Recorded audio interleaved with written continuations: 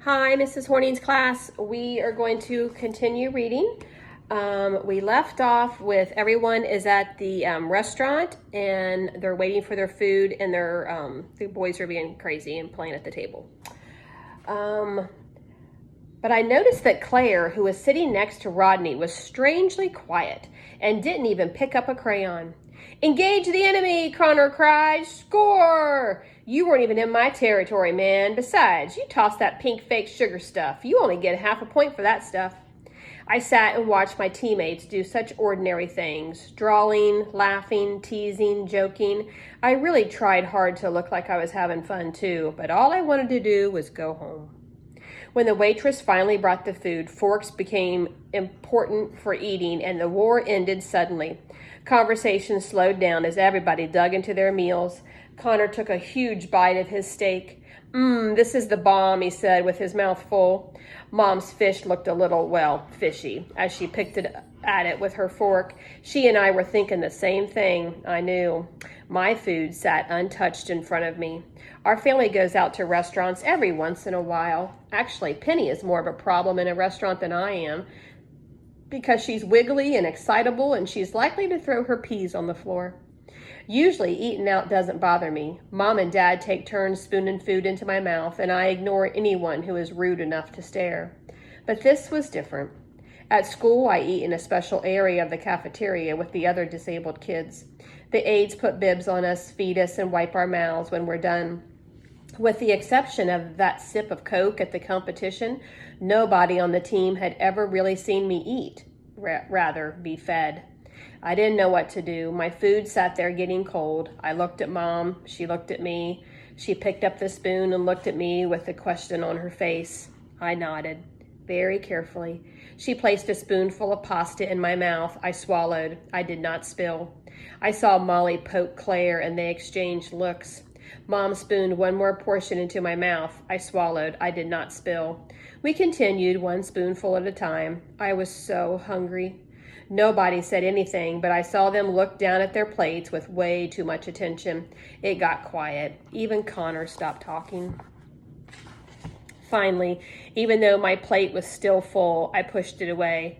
"Would you like to take this home, Melody?" Mom whispered. I nodded yes, hugely relieved, and she signaled for the waitress, who also brought dessert menus. Being reminded of cake and ice cream cheered up Connor, who did not order a whole chocolate cake, but did order 2 slices. Rodney ordered apple pie, while Rose asked for pudding. Claire ended up taking her food home in a box as well. She had eaten almost nothing and barely said 2 words all evening. "So, what did you think about that final question?" "That was too hard," Rodney said. "Piece of cake," Connor replied, laughing at his own joke. He smeared whipped cream over his second piece of cake. "Did you see the hair on that announcer?" Amanda teased. "It never moved." "Must have been made of plastic," Rose said, laughing. "What are you wearing to the DC competition?" Rose asked Claire. Claire just shrugged. "I wonder if we'll get to visit the White House while we're there," Amanda mused. "That would be awesome." "I believe it's on our agenda for Saturday," Mr. Deming replied enthusiastically. "I'm excited about that as well." "So, what's with you and Melody being best friends, Claire?" Elena asked.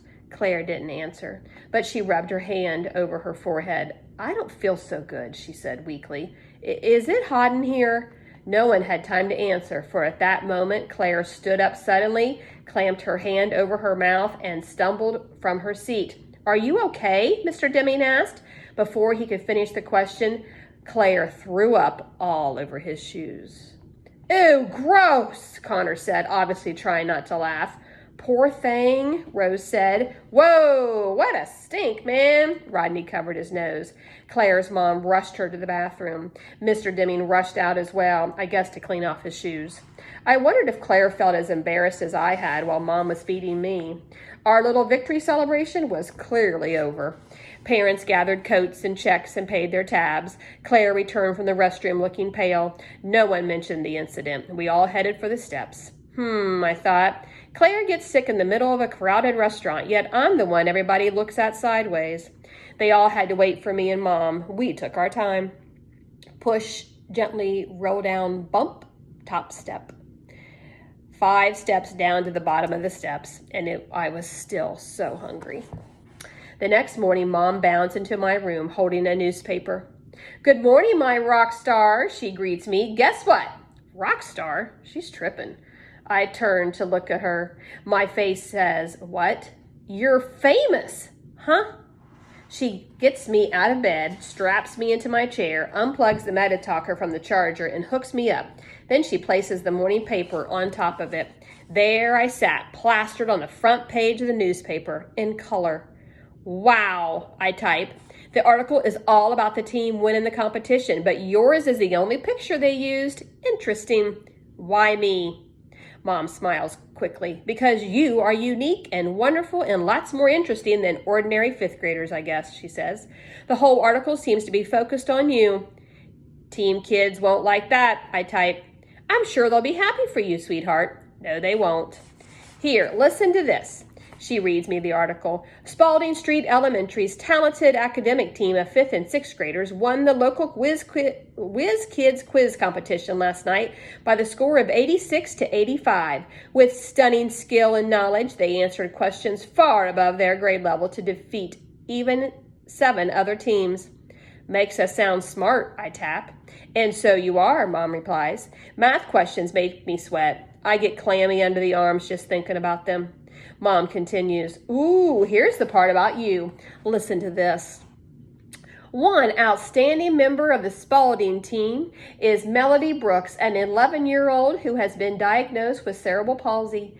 In spite of her physical challenges, Melody's quick and capable mental abilities were able to shine as she led her team to victory.